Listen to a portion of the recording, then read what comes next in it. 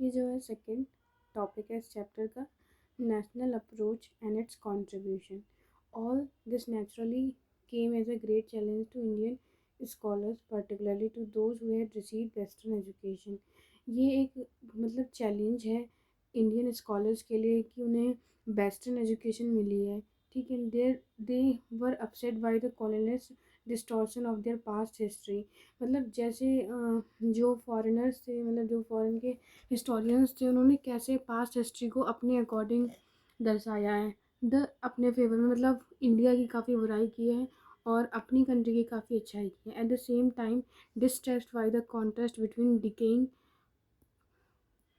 Federal society of India and the progressive capitalist society of Britain. Basically इन्होंने बताया कि कैसी फेडरल सोसाइटी है इंडिया की और कैसी प्रोग्रेसिव सोसाइटी है ब्रिटेन की। A brand, a band of scholars took upon themselves not only the mission to reform Indian society. कई सारे जो स्कॉलर्स का ग्रुप है वो उनका मिशन था कि इंडियन सोसाइटी को जो है, इंडियन सोसाइटी में जो है काफ़ी रिफॉर्म लेके आएंगे, but also to reconstruct the ancient Indian history in such a way as to make as a case for social reforms and more importantly for self government। ठीक है, और कैसे एंशियंट इंडियन हिस्ट्री को जो है reconstruct करेंगे, दोबारा से लिखेंगे, and in such a way to make case for social reforms. मतलब सोशल रिफॉर्म्स के केसेस में भी हम मतलब रिफॉर्म्स करेंगे, सुधार करेंगे, और इम्पॉर्टेंटली सेल्फ गवर्नमेंट के ऊपर फोकस करेंगे। In doing so, most historians were guided by the nationalist ideas by Hindu revisionism, but there was no dearth of scholars who adopted rationalist and objective approach। जो historians थे Indian, वो nationalist ideas के ऊपर ध्यान दे रहे थे, Hindu revolution के, और जो कई सारे अदर स्कॉलर्स थे वो अडॉप्ट कर रहे थे rationalist objective approach. To the second category belongs to Rajendra Lal Mitra. जो सेकंड कैटेगरी है वो बिलोंग करती है Rajendra Lal Mitra, who published some Vedic text, जिन्होंने पब्लिश करे वैदिक टेक्स्ट,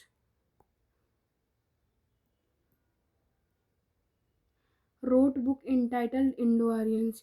यानी कि जो ये राजेंद्र लाल मित्र थे, इन्होंने जो है वैदिक टेक्स्ट लिखे और बुक लिखी इंडो आर्यंस के ऊपर, जिसका नाम है Indo Aryans. Are great lover of ancient heritage, ये काफ़ी मतलब एंशियंट हेरिटेज से इन्हें काफ़ी पसंद था। He took a rational view of ancient society and produce forceful tract to show that in ancient time people ate beef. ये ancient time के लोगों की बात बताते हैं अपनी बुक्स में। And others sought to prove that in spite its peculiarities the caste system was not basically different from the class system based on division of the labour found in Europe pre industrial ancient societies. Basically इसमें इन्होंने कहा कि कैसे caste system इतना था, class system था, based on division मतलब बांटा गया था लेबर के ऊपर, जो कि हमें यूरोप में एविडेंसेस मिलते हैं कि प्री इंडस्ट्रियल के टाइम पे और एंशियंट सोसाइटीज़ के टाइम पे। इन महाराष्ट्र रामकृष्ण रामकृष्ण गोपाल भंडारकर 1837-1925, विश्वनाथ काशीनाथ रजवाड़े 1869 से लेकर 1926 emerged as two great dedicated scholars who pieced together varied sources to reconstruct the social and political history of India। Basically ये जो है रामकृष्ण गोपाल भंडारकर और विश्वनाथ काशीनाथ रजवाड़े, इन दोनों ने जो है सोशल और पॉलिटिकल हिस्ट्री के लिए काफ़ी काम करा, रिकन्स्ट्रक्ट करा, जो लिटरेचर है वो देखा। Bhandarkar reconstruct the political history of Satavahanas of the Deccan. यानी कि जो भंडारकर थे उन्होंने सतवानाज का जो पीरियड था, डिकेन मतलब वहाँ पे जो उनका रूलिंग पीरियड था सतवानाज का, तो उसके बारे में बताया। The history of Vaishnavism and other sect, और जो हिस्ट्री है वैष्णविज्म की वो बताई। A great social reformer through his researchers, ये काफ़ी बड़े समाज सुधारक थे। And through his researchers he advocated widow remarriage, यानी कि इन्होंने विडो रीमैरिज की बात की।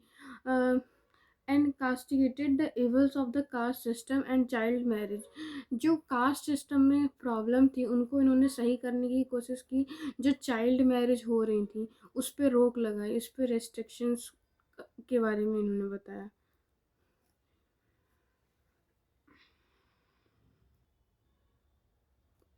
With his unadulterated passion for research, इनका काफ़ी पैशन था रिसर्च को लेके। And BK Rajwade journeyed from village to village in Maharashtra in search of Sanskrit manuscript, यानी कि काफ़ी विलेज टू विलेज घूमे ताकि इन्हें संस्कृत मैन्यूस्क्रिप्ट मिल जाए। सोर्सेस ऑफ मराठा हिस्ट्री, यानी कि जो सोर्सेस हैं मराठा हिस्ट्री के वो मिल जाए। Sources were eventually published in 22 volumes, जो सोर्सेस थे वो 22 वॉल्यूम्स में मिले हैं। He did not write much but the history of the institution of marriage that wrote in Marathi in 1926। इन्होंने ज़्यादा कुछ लिखा नहीं है, पर जो हिस्ट्री है इनकी इंस्टीट्यूशंस के ऑफ मैरिज उसके ऊपर इन्होंने मराठी में लिखा है 1926 में। Will continue to be a classic because of its solid base in Vedic and other text, also because of the author's insight into stages in evolution marriages in India। Pandurang Boman काने great Sanskrit bedded social reformer, यानी कि ये काफ़ी बड़े social reformer थे और इन्होंने continue करा अर्लियर ट्रेडिशन के बारे में बताना। His monumental work for entitled in the history of धर्मशास्त्र, ये इनका जो हिस्टोरिकल मोनूमेंटल जो काम था वो था हिस्ट्री ऑफ धर्मशास्त्र। पब्लिश्ड इन 5 वॉल्यूम्स, इन्होंने अपनी 5 वॉल्यूम्स में अपनी किताब को जो है पब्लिश करा, ठीक है। और 20th सेंचुरी में is an encyclopedia of ancient social media custom that enables us to study social processes in ancient India। और इनकी स्टडी जो है हमें एंशियंट इंडिया के बारे में काफ़ी नॉलेज देती हैं। The Indian scholar diligently studied polity and political history to demonstrate that India and have a political history and that Indians possessed expertise in administration। जो इंडियन स्कॉलर्स हैं वो स्टडी करी है उन्होंने पॉलिटी और पॉलिटिकल हिस्ट्री की to demonstrate India को जानने के लिए एंड हैव पॉलिटिकल हिस्ट्री, और उसकी पॉलिटिकल हिस्ट्री होने के लिए। That the Indians possessed expertise in administration here due to credit should be given to Devadatta Ramakrishna Bhandarkar. यहाँ पे जो क्रेडिट जाता है वो देवदत्त भंडारकर को जाता है। In an epigraphist who published book an Ashoka on ancient Indian, यानी कि इनको क्रेडिट इसलिए जाता है क्योंकि इन्होंने बुक लिखी अशोका के ऊपर एंशियंट इंडियन पॉलिटिकल इंस्टीट्यूशन की। More valuable work was done by Hemchandra, Hemchandra के द्वारा काफ़ी काम करा गया 1892 से लेकर 1957 तक।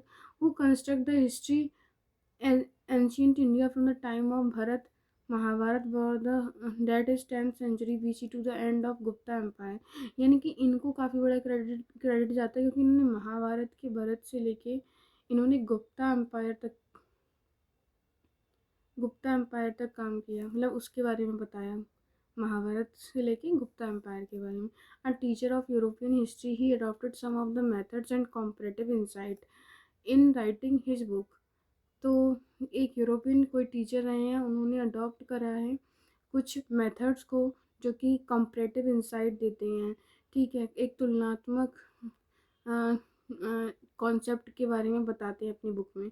All throw he did not discuss the problem of periodisation, ये प्रॉब्लम डिस्कस नहीं करते हैं पीरियडाइजेशन की। His history of ancient India stopped with the 6th century AD through he recognized the contribution of B.A. Smith to reconstruct of early Indian history at Ray Chaudhuri criticise the British scholar at many points. तो इन्होंने काफ़ी time British के जो historians रहे हैं उनको काफ़ी criticise किया है। His writings are marked by impartial scholarship but so a streak militant Brahmanism when he criticizes अशोका's policy of peace।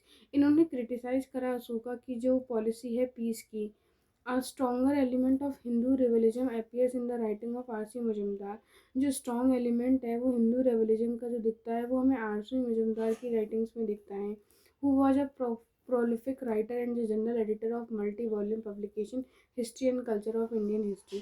यानी कि ये काफ़ी राइटर थे, प्रोलिफिक राइटर थे और इन्होंने कई सारे मल्टीपल वॉल्यूम्स में अपनी किताब को लिखा है।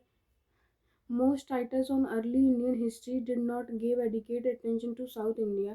जो अर्ली हिस्टोरियंस थे उन्होंने ज़्यादा फोकस नहीं करा साउथ इंडिया की हिस्ट्री पे। साउथ इंडिया की हिस्ट्री पे जो है फोकस ही नहीं करा हिस्टोरियंस ने, ऐसा कहा गया।